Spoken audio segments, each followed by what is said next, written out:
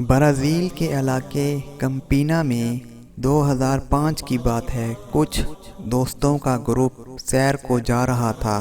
تب ان میں سے ایک لڑکی کی ماں نے فکر مند ہوتے ہوئے بیٹی کا ہاتھ پکڑ کر کہا، جاؤ، خدا تمہارے ساتھ ہے، تمہاری حفاظت کرے۔ لڑکی نے جواب دیا، اگر خدا ہمارے ساتھ سفر کرنا چاہتا ہے تو اس کے لیے گاڑی کے اندر کوئی جگہ نہیں رہی، صرف گاڑی کی ڈگی میں ہی جگہ مل سکتی ہے۔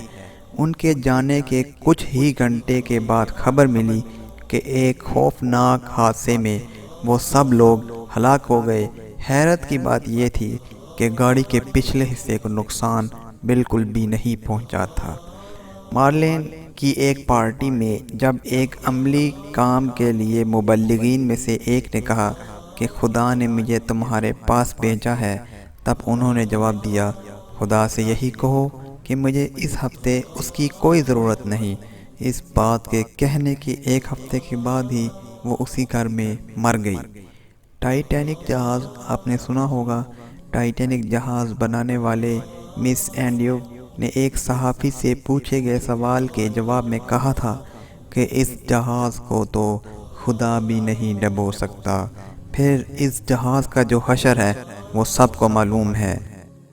برازیل کے الیکشن میں ایک امیدوار نے ایک انٹرویو میں کہا، اگر مجھے 50,000 ووٹ مل جائیں تو مجھے خدا بھی نہیں ہرا سکتا۔ اسے 50,000 ووٹ مل گئے، لیکن حلف اٹھانے سے پہلے ہی اس کی موت ہو گئی۔